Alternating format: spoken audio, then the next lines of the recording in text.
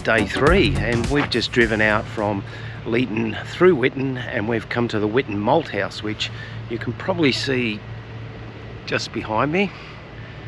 So this is a facility that was built by, I think, 4 farming families.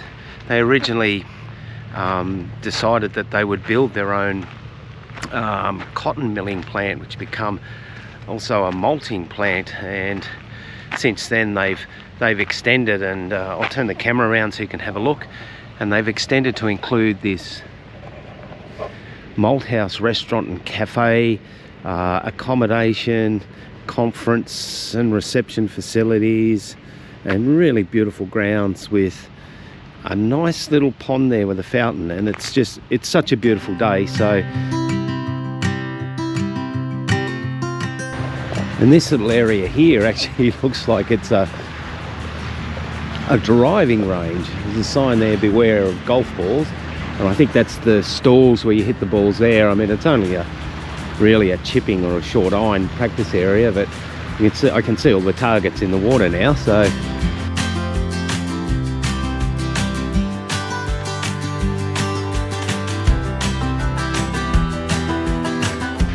and you can see across the water. I mean, this is a really beautiful pond.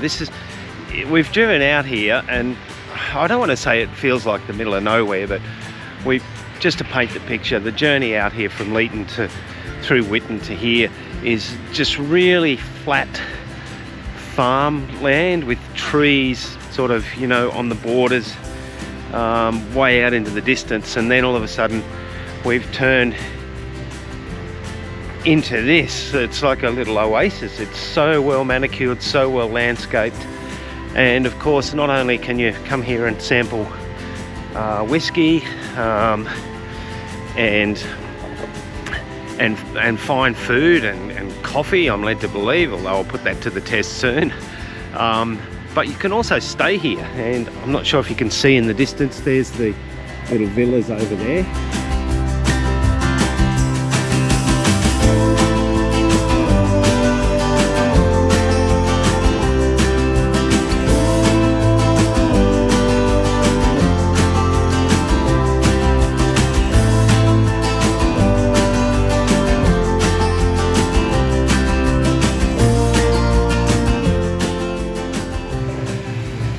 So they're the villas that you can stay in. Well, we're not going to walk past there because there's obviously people staying in there, and we don't want to disturb their privacy. So we'll head back over to the cafe and have a look at what's on offer over there.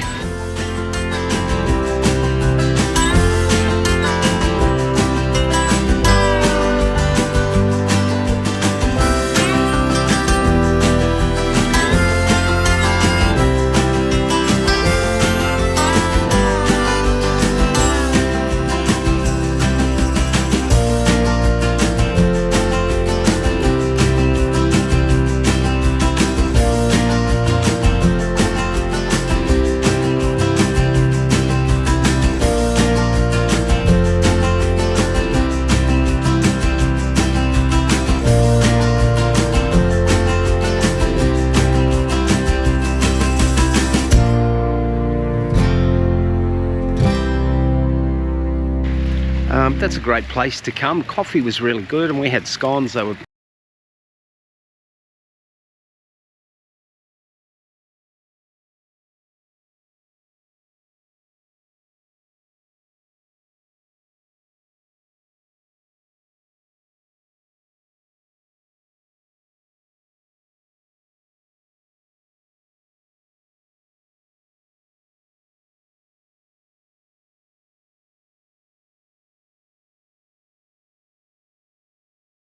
okay, so we're going to head over to do a little walk now. So we've got a bit of a drive to get there. We're going to Darlington Point, which is right on the Murrumbidgee.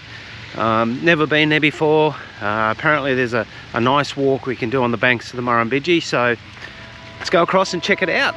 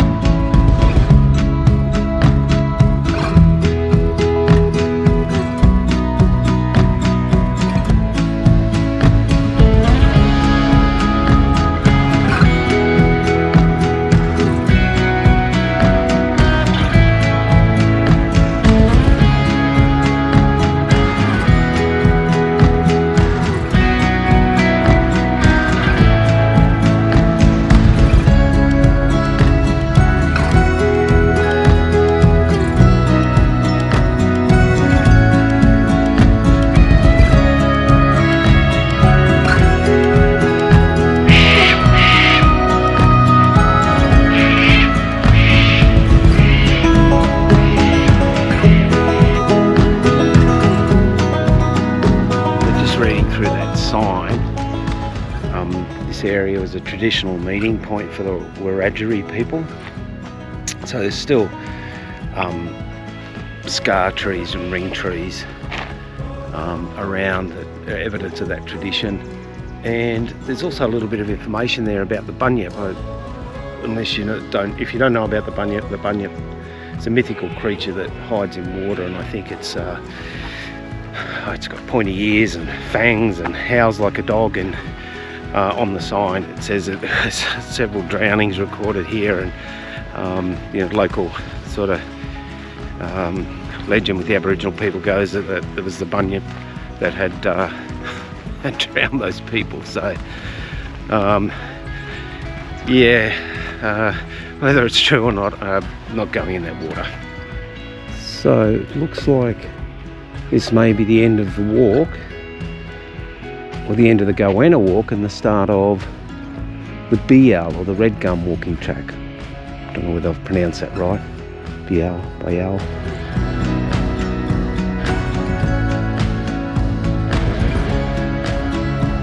So it looks like that walking track, the Bial, it only went for a short distance, probably, 300 metres through the Red Gums, and then we've come out onto this road that takes us back into town. But what we notice is there's a whole network of walks, different walking tracks in there. So we're just heading back into the township of Darlington Point, and I think it's still pretty early in the day. When I said we were going to head back to Leeton, we're actually going to head over to near Griffith, or right on the outskirts of Griffith, to the Hermits Cave, and I'll do my best to recollect what that's all about. So in 1914 there was a 16-year-old Italian kid that came out as an immigrant and worked as a farm labourer for a few years before becoming a hermit. For whatever reason he turned his back on everything he was doing and decided to set up his home in a cave on a hill on the outskirts of Griffith. And very keen gardener, so he built a lot of dry stone walls and made gardens and things, and then he was there for many years, and with the outbreak of the Second World War he was arrested and taken to probably the Yanko POW war camp. So he was, because he was Italian heritage, he was seen as a POW, so he spent 4 or 5 years there before being released. No, I think it was only a year or so. A year or so, okay. And then he came out, and I think it was 1952, he went on a trip back to Italy, and he died in Italy. I think he's buried back in Italy. So the Hermit Cave's become a bit of a point of interest, a bit of a tourist sort of visit thing, and it interests me because I think it's fascinating that someone can go and live in a cave for 30 odd years like he did. So yeah, pretty keen to go and see it. So we'll get back to the car and we'll head over to Griffith and see what it's all about. So this is all the information about Hermit's Cave. Best to use your GPS to get here if you're not familiar with the area, because it does come through quite a few back streets. But a rare example of a hermit's dwelling. Young Italian migrant lived here as a recluse between late 1920s and 1952. There's cave-like rock shelters, terraced gardens, water cisterns, dry stone walling and linking bridges, stairways and paths that stretch intermittently across more than a kilometre of the escarpment before you. Was single-handedly built by Richetti, made the place his home for more than 20 years. There's a garden area lushly planted with ornamental and edible vegetation. He grew grapevines, peaches, figs, bananas, lettuces, tomatoes, as well as sweet peas and roses. Unbelievable.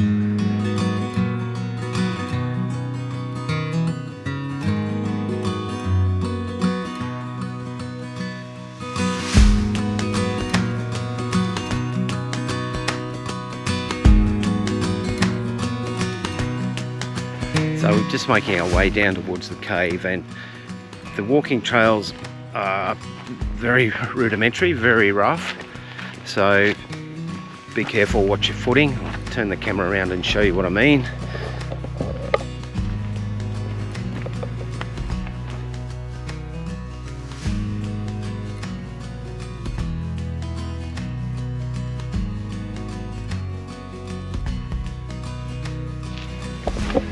So this looks like it might have been one of his stone walls, and we were just wondering if he's the one that's actually done those steps, which is pretty phenomenal. He wouldn't have had any power tools or anything, so it would have all been hand tools.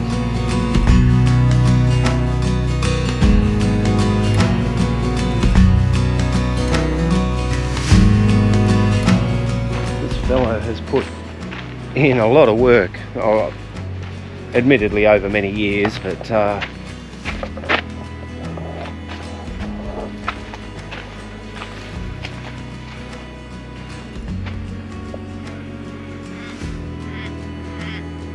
that sign there is saying kitchen, so I'm wondering if that might have been the fireplace that he used for the kitchen. And it looks like you can see some tool marks there where he's scratched it all out. Mammoth effort.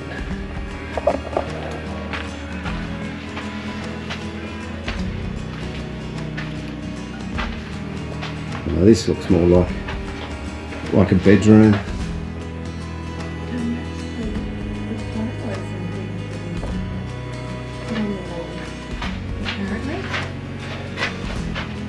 Oh yeah. See them there. I'm not sure, hopefully the camera picks that up because it's pretty dark in here, but there's little daisies that are drawn on the wall, and narrator read that that's what he did to decorate. And these anchors, see all these anchors as well? And anchors. And hearts. And hearts, if you can see that. Come out with the sun, you might get a clearer picture.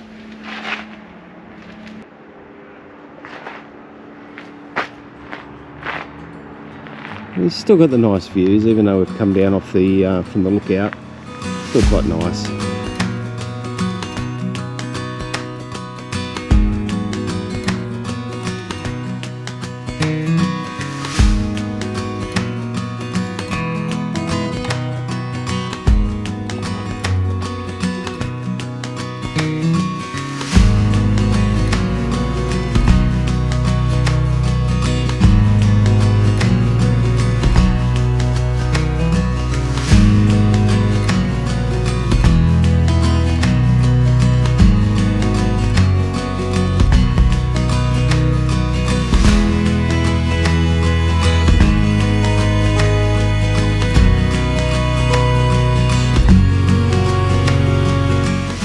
Yeah, so we've come to a sign. This is the gardens, and yeah, as I was walking up I was looking at it and it didn't seem to be a natural part of the landscape. It seems to be levelled out, and I was thinking, I wonder if this is the gardens, and it is indeed the gardens. So the images on the sign aren't overly clear, they're faded, but this one here you can see how the garden may have looked. I think they're tomato plants there.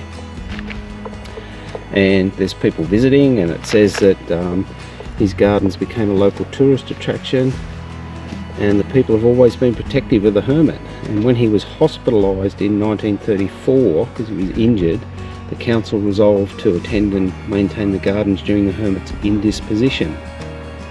So yeah, pretty amazing. So we're almost back at the car park now, and what a great little walk. I think they're my favourite types of walks, where things aren't too defined, and you know, you can explore and go on a bit of an adventure and poke around and try and work out how he lived his life, and that certainly was that type of walk. Yeah, I really recommend it. Probably if you've got bad knees or ankles, be very careful because the track is very rough. And look, we loved it. It could do with a spruce up, needs a little bit of TLC just to reinvigorate the signs and the markers, but well worth coming to have a look at, and especially if you do a little bit of reading before you get here. So yeah, so here we are back at the start, and fantastic.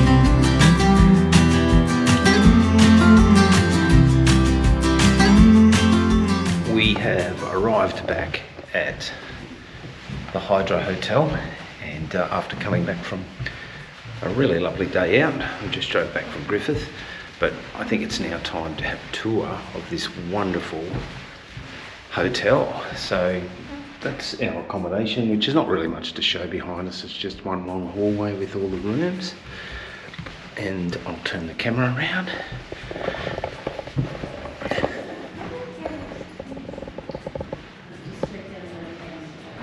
And this is a fireplace which is slowly simmering away, but we sat here last night and had a drink. It was really lovely. As you can see, the flavour of this hotel is very much Art Deco.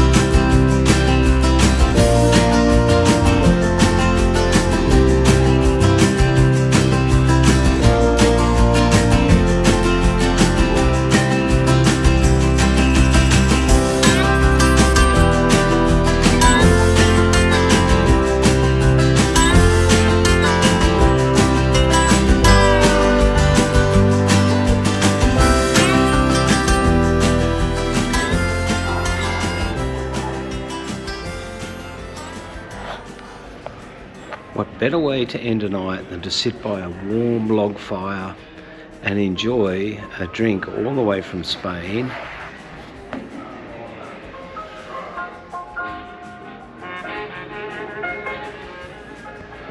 Liquor 43, and of course some #1 hits from the 1920s, keeping in theme with the whole Art Deco vibe from Leeton.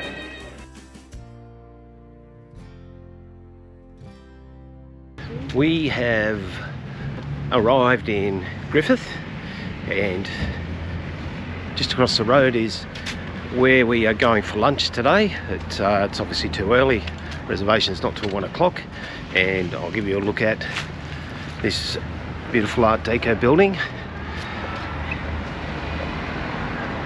And that's Zecca Italian Restaurant, very good reviews. I think it's been around for quite a while, so looking forward to lunch. But first we're going to head up and go to the art gallery, or head down this way at least, and check out the, is it the Griffith Art Gallery? Mm-hmm. Griffith Art Gallery.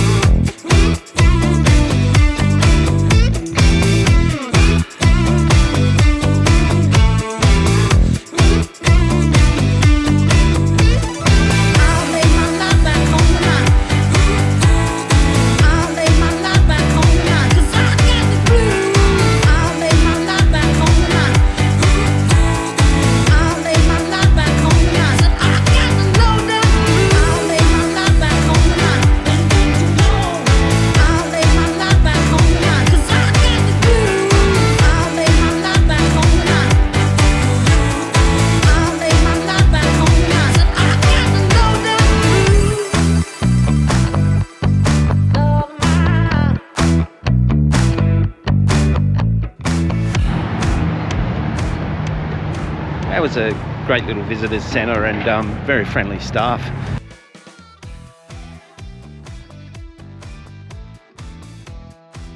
Cave, and she was telling us that the council's had a bit of a battle up there with people throwing rubbish around and graffiti, etc., the usual stuff, but it looks like they've just got a bit of momentum council wise, and they're going to do a revamp up there with all the signs, which would be good, because that's what we noticed yesterday. Would have been really nice to be able to make out some of those images of the garden, etc., because it did look wonderful. So yeah, good on them for pursuing that, and I wish them all the best in getting it revamped, and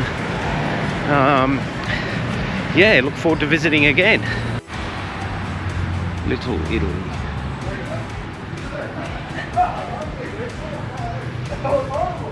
One of the things I've been surprised about here in Griffith, and I'm not really sure why, because it's renowned for having that heavy Italian influence, but I didn't realise how heavy it actually was. It seems like every second or third business is an Italian restaurant or something owned by Italians, or some sort of cultural spot. So yeah, it's pretty cool, but I just naively got a bit shocked with how much Italian influence there is, and Nerida was reading that around 62% of the population?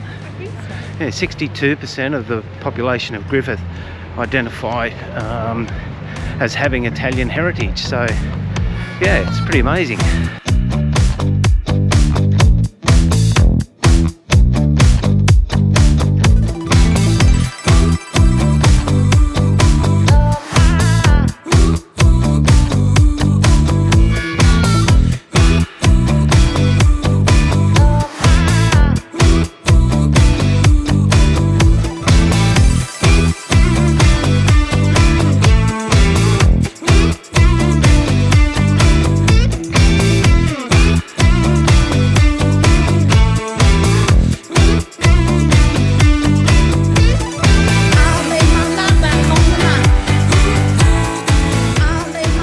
We're a bit early, but we're also a bit hungry. We've done a lot of walking this morning, so let's go in. And I'll turn the camera off just in case they don't like me videoing, but I'll show you the food that we get served.